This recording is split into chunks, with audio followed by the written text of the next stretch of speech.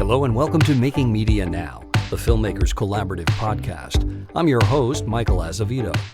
Joining me on this episode is Steve Humble, the Chief Content Officer for VPM, Virginia's home for public media. Steve is also the executive producer of Declarations, Black Americans and the Revolutionary War, a new documentary that will premiere on PBS on June 29th. When the Declaration of Independence was signed 250 years ago, the founders, many of whom were slaveholders, declared all men are created equal. As their aspirational words and ideals of freedom were signed into existence and spread throughout the colonies, Black people recognized that these ideas included them. Declarations examines how they fought for these tenets of democracy for themselves, their families, and their communities. Here's the trailer. We hold these truths to be self-evident. The Declaration has universal application. Certain rights, life, liberty, the pursuit of happiness, are natural rights that simply can't be denied. All men are created equal. Those words resonate. When you hear them, there's no mention of ethnicity, there's no mention of race, there's no mention of who it applies to and who it doesn't. There were a number of people who heard and understood the words and laid claim to those words. When the Declaration of Independence is authored, Black people fought for their inclusion in the country. There were Blacks fighting on both sides. They were fighting for the same thing, to obtain freedom. That freedom was worth risking a lot. One of the many amazing stories was Harry Washington. His owner was George Washington. Harry Washington escapes. He ends up at least assisting the fight on the British side all throughout the war. James Lafayette was born into enslavement, and he becomes a spy for the Marquis. Abraham Peyton Skipwith is a man who is enslaved but applies for his legislative petition for his freedom. And he obtained his freedom. There are so many founding fathers and mothers that are being overlooked. Mumbet knows in her bones that she is a free person, but she is hearing these men craft these words that you know they are not including you in. Black people throughout history have shown that they can still imbue meaning in those words, even if the author of those words didn't actually mean that. We hold these truths to be self-evident, that all men are created equal, that they are endowed by their Creator with certain unalienable rights, that among these are life, liberty, and the pursuit of happiness. The Declaration of Independence is about the necessity of overthrowing tyrannical government. And since tyranny is always a possibility in human affairs, its message endures. Making Media Now, which is available on all podcast platforms, including YouTube, is sponsored by Filmmakers Collaborative, a nonprofit organization dedicated to supporting media makers from across the creative spectrum. From providing fiscal sponsorship to presenting an array of informative and educational programs, Filmmakers Collaborative supports creatives at every step in their journey. To learn more, visit filmmakerscollab.org. And if you're enjoying this podcast, please do give it a like, a share, a follow. Now on to my conversation with Steve Humble. Steve Humble, welcome to Making Media Now. It's great to be here, Michael. Thanks for having me on.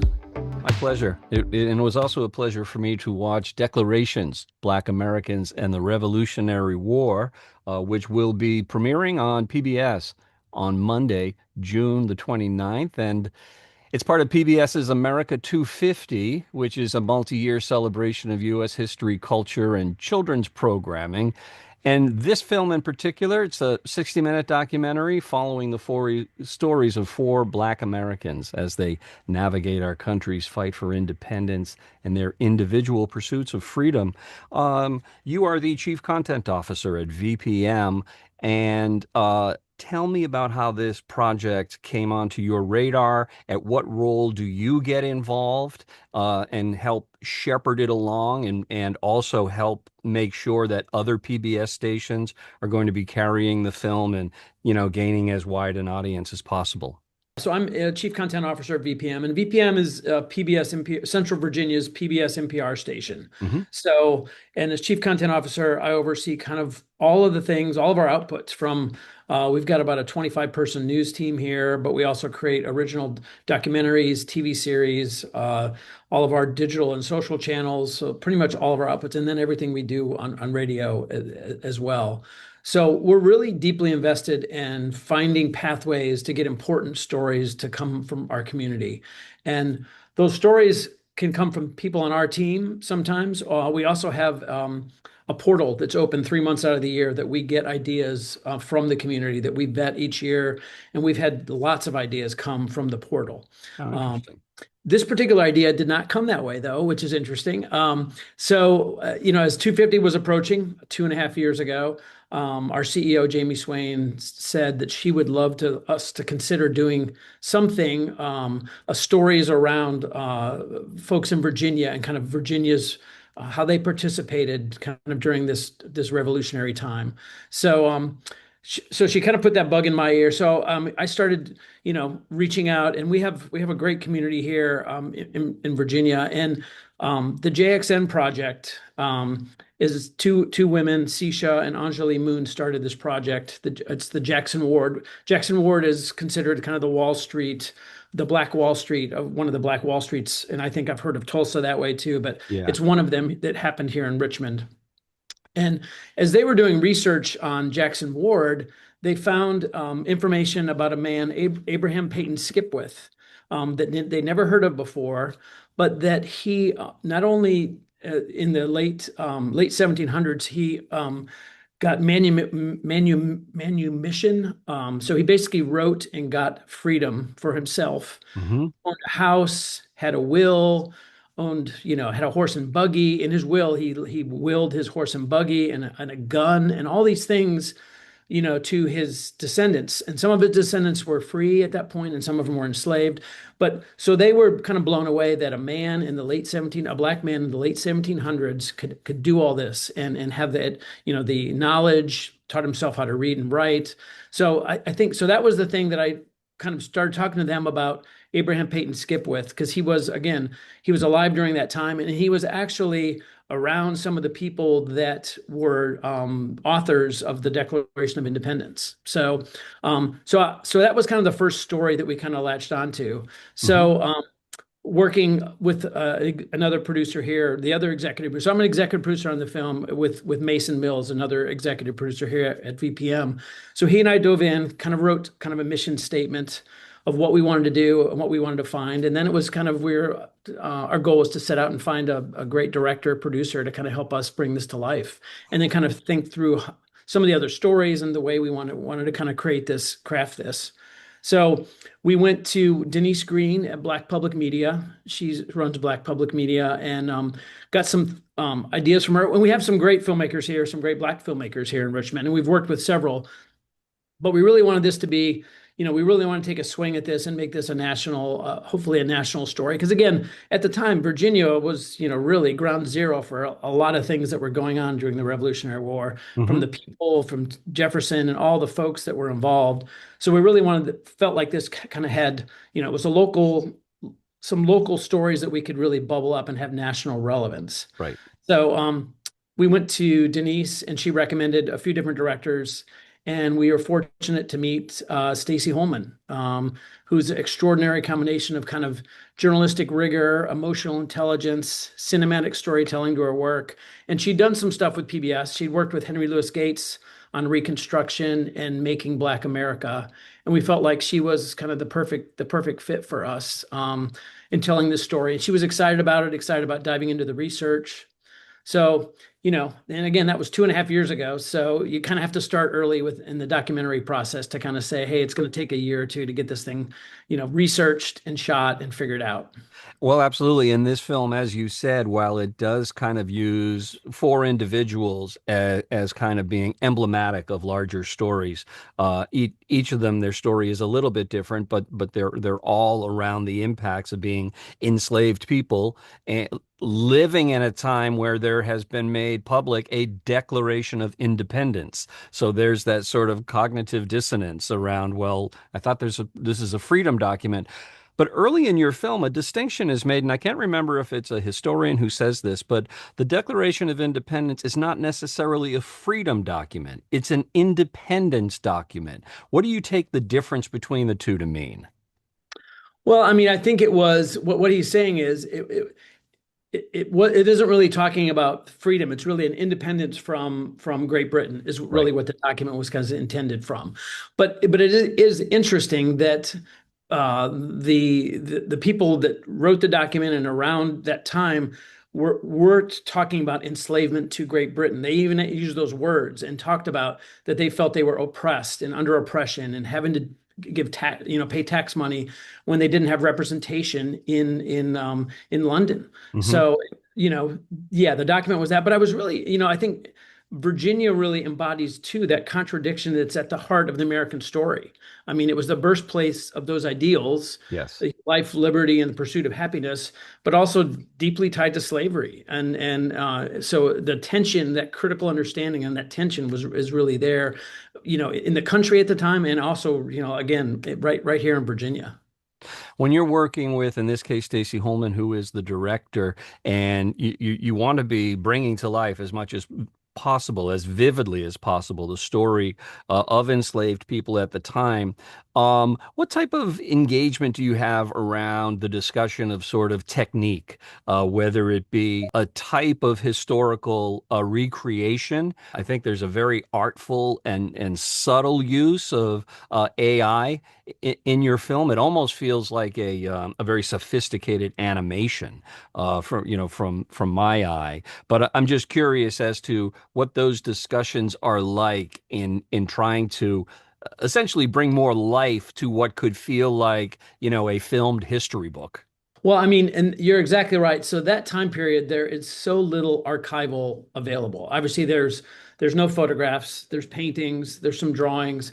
Sure. But then again, when you think about it too, these Black Americans were slaves, and they weren't considered people. So their history, there was even a smaller amount of history for Black Americans during this time period. So we knew early on that we were going to struggle with a whole lot, finding much archival. We felt it was great. We had Abraham Payton Skipwith's will and some of the things we had from him. But some of these other folks, we had some paintings and again, even a lot of the drawings and depictions of Black Americans or slaves at that time was really derogatory. And I think the more we talked about it with Stacey, I think we all kind of pretty quickly decided we thought we wanted to go give AI a try for this film. I haven't produced anything with AI. Stacey hadn't either, but we were all kind of like, let's give this a try. So, and that's one thing too, because early on we were, talking with PBS about this possibly being as part of their 250th slate of films. So we sort of got them involved too, because I knew that they've done a little bit of work in AI, so I wanted to get their feedback. Also, just to make sure we're working on platforms that they would be comfortable with if we were to go that route. Yeah. So, but what we wanted to do was do it differently. We fortunately had a great historical researcher who is also an amazing artist create portraits. He painted in oil the portraits of our four main characters, and then he created other paintings. That was the input that we put into the AI engine. So he was using his style of portraiture, his style of painting to kind of recreate and make these animations. So the jumping off point of the documentary, of course, is declarations, right? And we're speaking of the Declaration of Independence. And the founding fathers are well known to all of us, or at least I hope they are. And early on in your film, also, it's made clear that many of the founding fathers had a shared commitment to both American liberty and slavery. And it feels like holding both of those thoughts simultaneously are only possible if, as you just said, you are not considering slaves, black people, to be people. And from the standpoint of many of the slaves, their loyalty at that point was not to a cause, not necessarily American independence, but to freedom. And so, talk to me a little bit about what the British saw as an opportunity, essentially, to exploit that division of loyalties. Yeah, well, early on, and it's interesting, Lord Dunmore, who was the governor of Virginia, he was the one that the king had said, "You're running Virginia." He actually saw this problem. It was before the Revolutionary War actually started.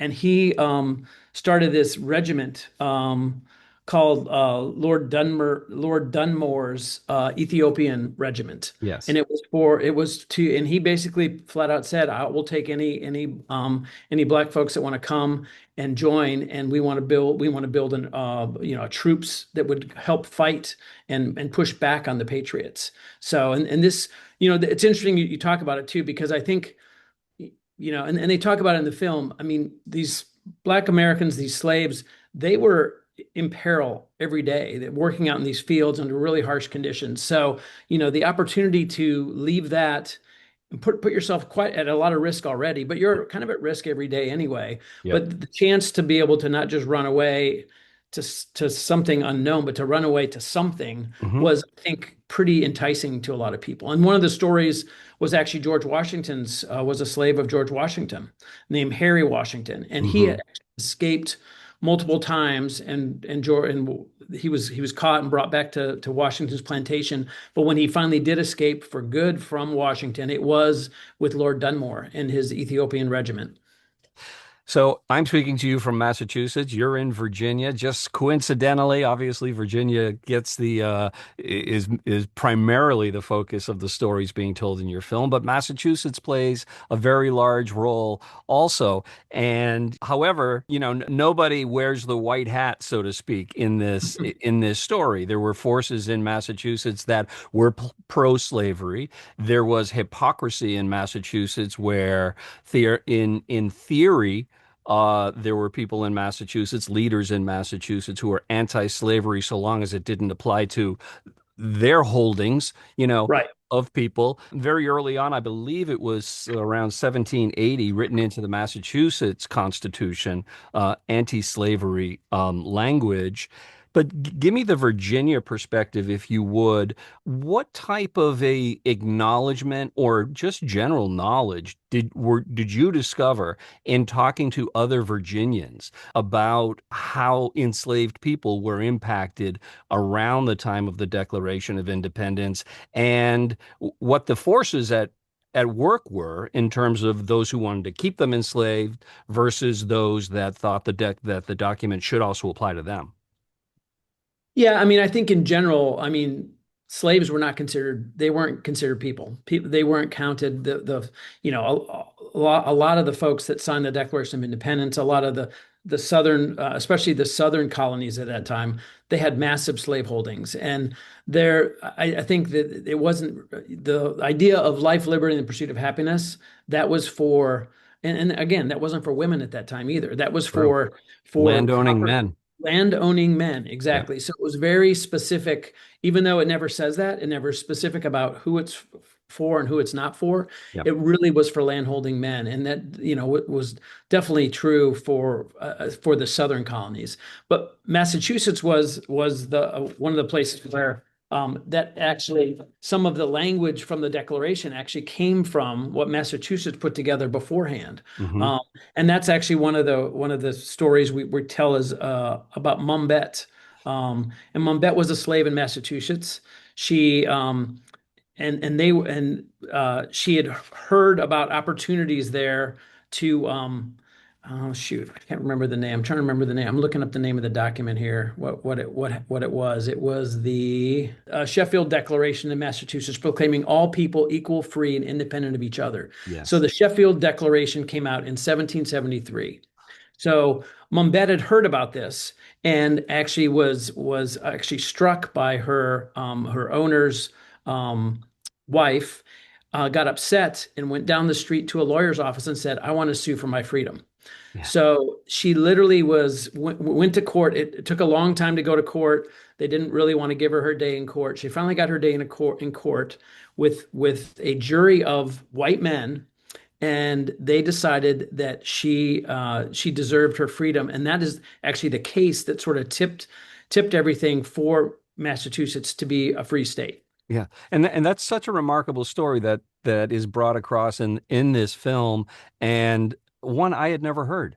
And Yeah. and I think a lot of people who consider themselves fairly well versed in things like what happened during the Revolutionary War, but as you know, you've pointed out, these were not stories that were told. There was definitely a hierarchy in terms of importance of stories and importance of the individuals. And I will note that Maubette went on to after winning in court, changed her name to Elizabeth Freeman.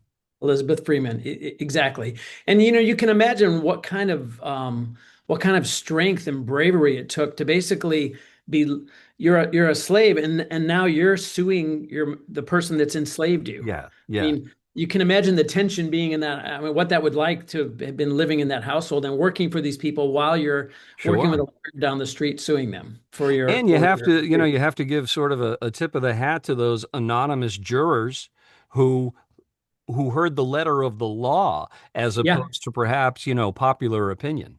Yeah, exactly. Exactly. Yeah. So, And that's what's fun, what was really exciting about this, and also, when we started, we probably started with 10 or 12 stories that we sort of whittled down to try to figure out what are the ones that we think we can tell and tell in a way. And also do exactly what you said, surprise people is like people don't realize, how important Elizabeth Freeman was. right, right. So this film is being released as part of the PBS's raft of programming around the 250th year of American independence.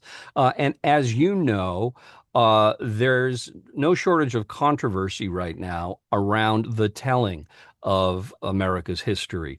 Whose stories get told, what admissions to errors perhaps that America as a nation and Americans as a people are going to accept.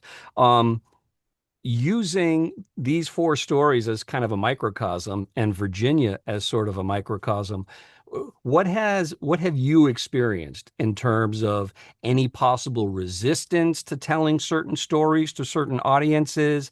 How did those the national mood, I guess I would say, impact what was included in this film and how it's being rolled out? Well, again, I mean, I think this is the kind of story that public media is made for. I mean, Hmm. I think this moment really underscores why public media matters so much right now. And, again, we're not going to shy away from telling truthful stories. And I think people are hungry for stories that are more complete, and that include perspectives that don't diminish. We're not diminishing the founding fathers. They did wonderful things, but that's not the full story. And Right. I think people are hungry for things that are a little more complex and aren't always maybe easy to talk about. And it deepens it and makes it more honest. Hmm. And tell me about, I know, as we said, the broadcast premiere is going to be on June the 29th, but tell me about what some of the early screenings and presentations around the state have been like. What type of responses have Well, you been getting? we actually have not screened it yet. You So, haven't screened it yet. no, our premiere is going to be in New York on the 20th. Okay, New York, actually, the city of New York is screening it as part of their Juneteenth celebration. wonderful. We're going to be at the Library of the Museum of New York. Okay. Wow, I Library. feel like I'm among a privileged few. I haven't seen the full film. So we haven't screened it, so I don't know what audiences think. I'm hopeful. I'm glad. I hope you enjoyed it and felt like it was interesting.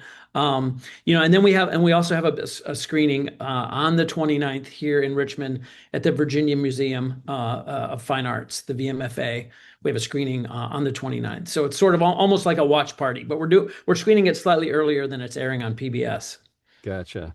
So you just had mentioned that this is the type of story that public media is designed to tell. So, given your role as a chief content officer at VPM, I would be very interested in hearing your take on how public media needs to sort of meet the moment, given the challenges that is facing in terms of funding, but also challenges around both opportunities and perhaps, again, there's that word challenges when it comes to things like innovation. Well, again, I think public media has to continue to evolve and stay true to its core mission of public service and trust. Um, Innovation isn't always about technology, but it's about Mhm. meeting audiences where they are. But really, I mean, I think it's multi-platform storytelling, using digital strategies, podcasting, streaming, YouTube, social media, community events, and partnerships. Those are all part of what we need to do. And at VPM, we don't really consider ourselves a TV station or a radio station. We we do that. We have TV. We have five different feeds on television, all news and an all music radio station. But we really look at ourselves holistically as a content company, and really a content company that's rooted in this community. And I think that's what sets public media apart as well. Is we're in all these different communities, and in each local station is rooted and lives in that community and knows what's important to that community, because we're all slightly different on how we approach things. Sure.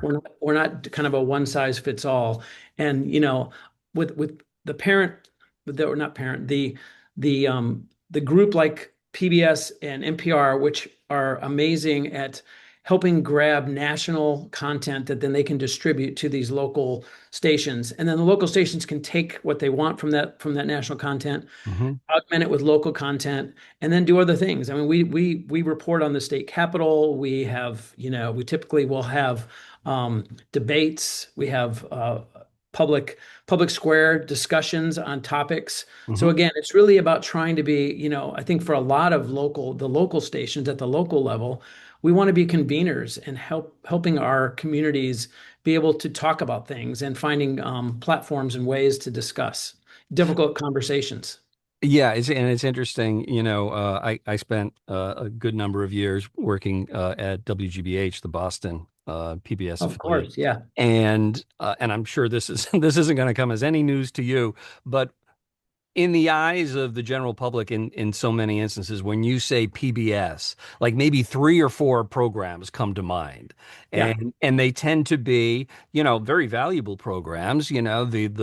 The long form historical documentaries, the how-to programs, the right. children's programs, et cetera, all of which rightly form the foundation and the backbone of PBS. But to your point, it really is at the local stations where the innovation defined as the programming methods used to reach younger audiences that are perhaps digitally native and Yeah, aren't waiting for a set TV program, right? To watch audiences that may not have the exposure to other media.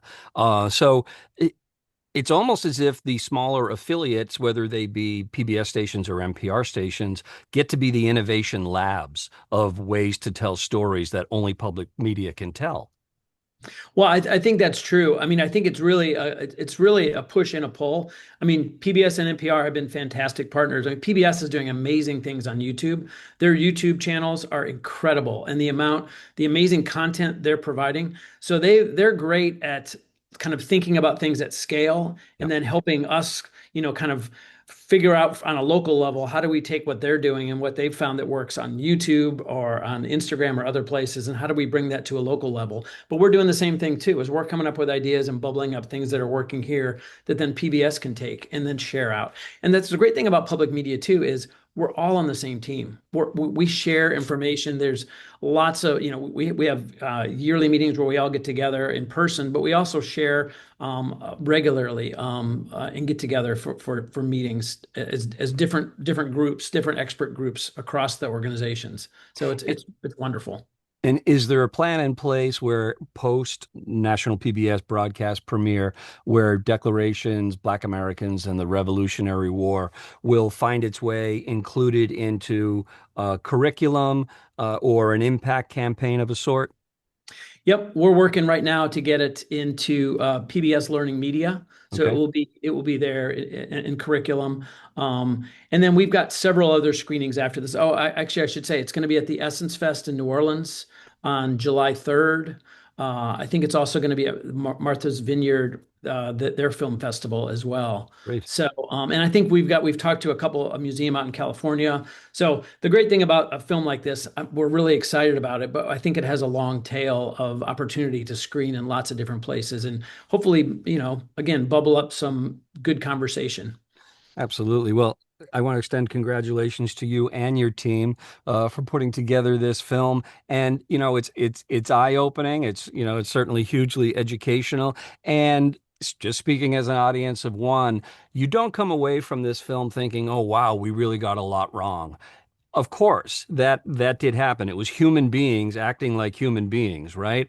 But Yeah. I think that the point of pride is we are a strong enough nation, a strong enough people to be able to look at the errors of history and address them, own them, and move on from them.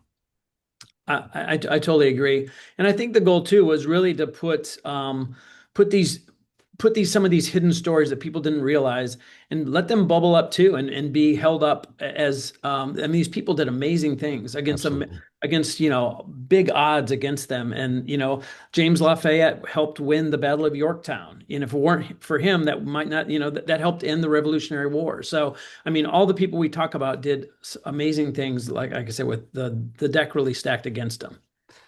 Absolutely. Well, Steve, thank you for your time. I've enjoyed having this conversation, and I look forward to the opportunity that a national audience is going to have to enjoy this film. Thanks, Michael. I really appreciate it. I've enjoyed chatting with you. Trying to rain on the thunder. Tell the storm I'm new. I'm a wild, come a march on the regular.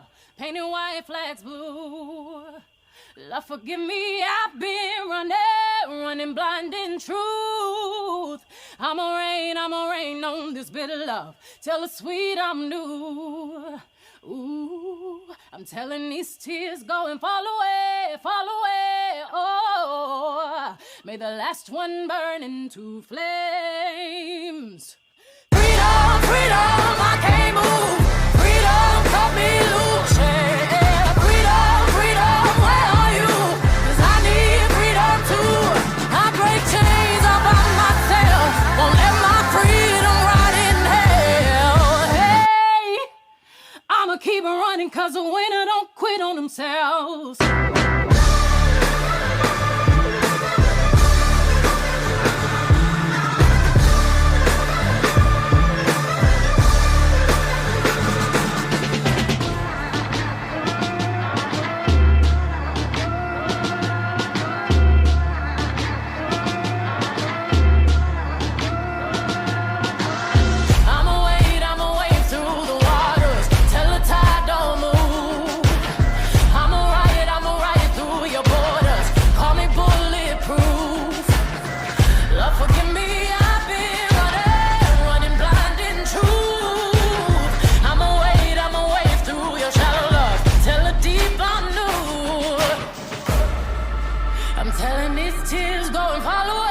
Fall away, oh, may the last one burn.